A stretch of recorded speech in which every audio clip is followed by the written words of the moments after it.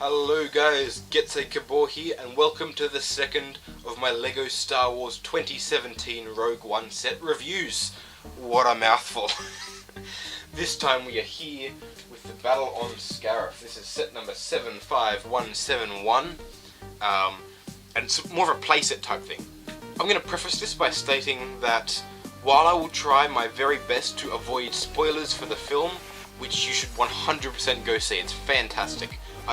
Personally, I think I rank it second, just behind Empire Strikes Back. It is the Star Wars war film that we've all been looking for. There's no mind tricks involved here. It is the film we're looking for. Oh, I'm terrible. And this playset does come from a fairly important scene later in the film that we don't see much of. And so while I'm going to try and keep this review spoiler free, I can't 100% guarantee that, so just keep an ear out for that. So, so we have, this is the Battle on Scarif playset, or the Battle on Scarif set, with like a location thing. In Star Wars we get loads of awesome locations, but very few of them ever make it to the LEGO form. And as a big mocker who likes to build the locations, I love getting this sort of thing. This is great. It's a very nice representation of the place that it's meant to be. Yeah, but anyway, before we get into that, let's check out the minifigs, because the minifigs are stellar. So let's start with the two main characters. Start at this end here. Here we have Jyn Erso in her Imperial uniform. She's given a real blast to none of these stud shooters, which is really nice. I'll pop that off to the side. This fantastic printing on the front of the minifig here. Nice, fantastically detailed leg prints. Nice silver and grey mix along with a little bit of colour on the torso, along the back of the torso with her two batons there. A nice new helmet. It's similar to the a Death Star Trooper helmet, it just doesn't have the long back. Looks very nice, and of course you can take that off and put a hairpiece on here, which I think is a new hairpiece, although I'm not 100% sure. It might be one we've seen before. She's got two faces, of course. This one here, sort of smirking a little bit, and this one over here, she's angry. She's really trying to get something done. That's the Jyn Erso minifigure.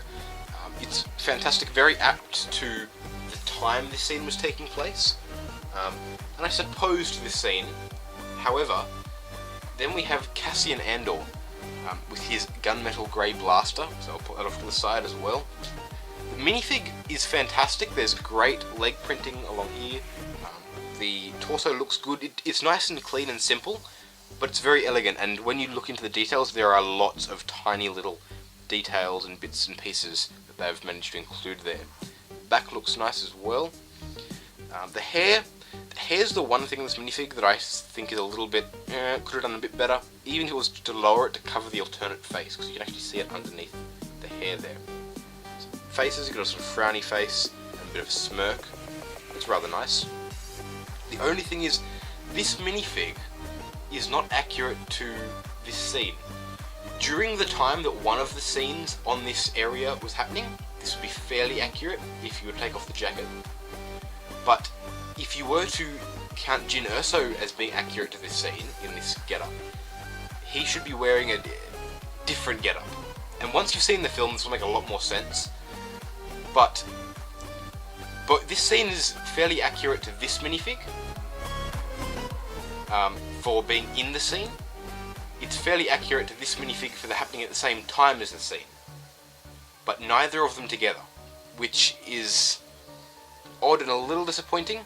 Personally, I kind of would prefer maybe a regular Stormtrooper as well as these ones, just to sort of flesh it out a bit more and make it a bit better for the scene itself. However, not too picky, they are fantastic minifigs and great to have.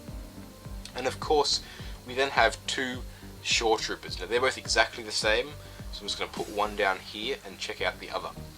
So, we've got this sort of little custom blaster. I think we have seen it before in official LEGO sets, but it actually looks probably the better, closer to what they're actually using in the film than a regular blaster, which I actually quite appreciate, seeing something a bit better looking in LEGO. So I'll pop that one down to the side. And so we do, of course, have a fantastic leg print down here. Loads of detail once again, even a little bit of weathering along the bottom of the torso gut plate here, of which there's plenty of detail, and of course over on the back, we've got the different kind of backpack. looks great. And here we have the helmet mold. It's the same as in the Assault Hover Tank driver, and of course in the TIE Striker. And it's a fantastic mold. Crisp lines and detailing, little, indents around the back of here. Fantastic. This is probably some of the best minifigs that LEGO's have produced this entire wave, particularly the Death Troopers, but also these ones. Something interesting to note as well, these are exclusive minifigs to this set, because in the TIE Striker, the Shore Trooper we got, had a sand blue arm and top of his plating here. I do believe that means he was an officer of some description, but it's different nonetheless. But it's awesome that we get two in here, giving some good conflict in the box. And the Shore Troopers are very accurate to this scene, and I really do appreciate that. So, with the minifigs out of the way, I'll just go and pop them over here, and we can take a look at the actual playset itself. So, first things first, take a look at this crate here. This is actually one of the big pros of this set. It's a fun little build, and it actually works on hold stuff. Whoop, I've managed to break it already. It actually works really well and holds macro binoculars, and you can fit a blaster or two in there as well. So that works really well, and provided I'm not screwing it up, it does clip in really nicely. It looks good.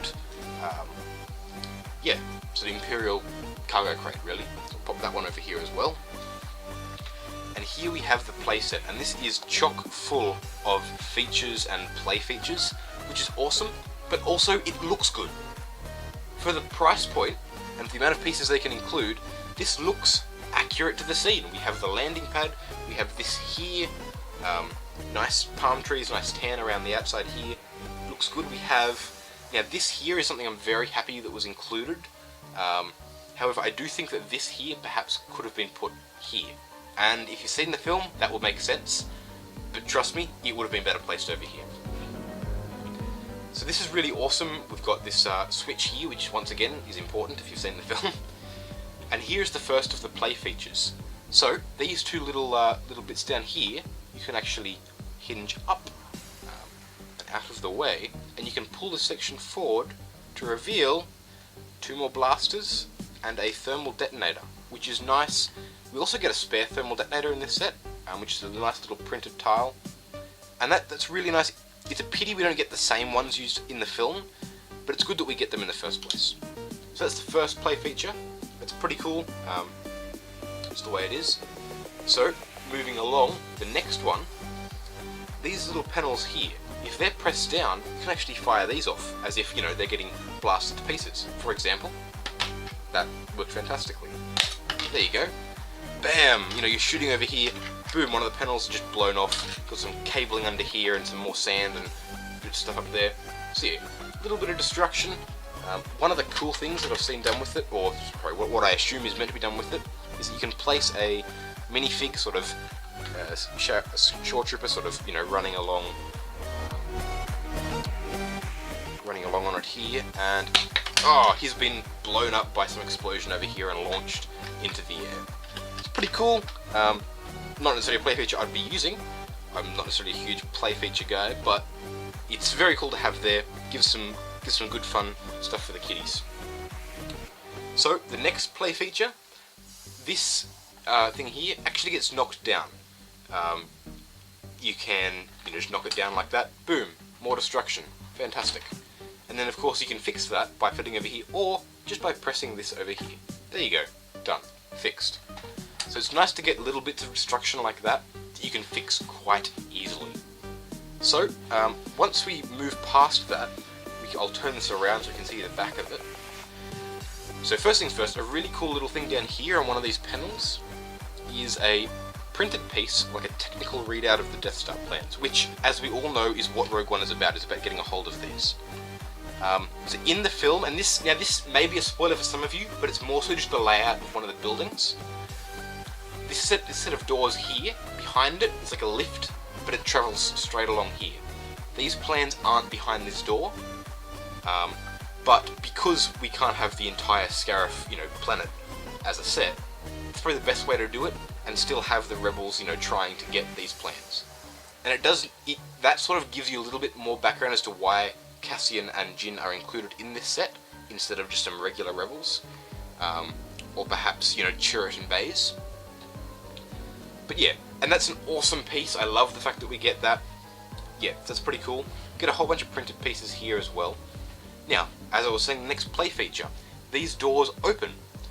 So I'll bring it around to the front again so you can sort of see it from this angle. So the one thing I do not like about this feature is you have to knock this down first.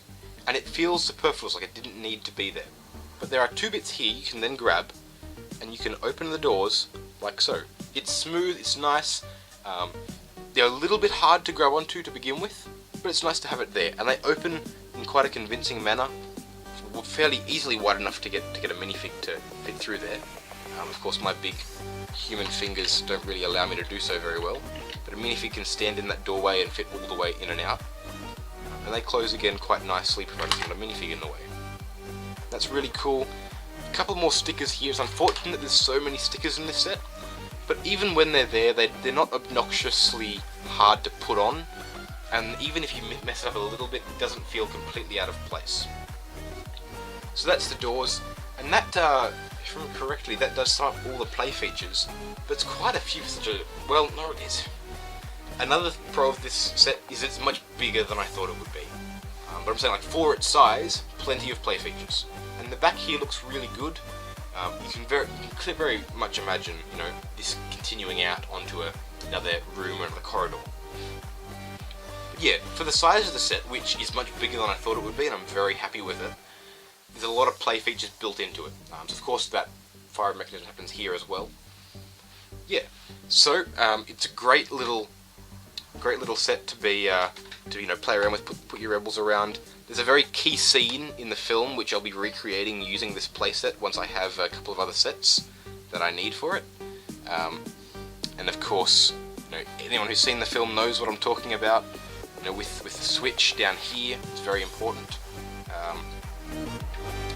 But yeah, so that is the Battle on Scarif.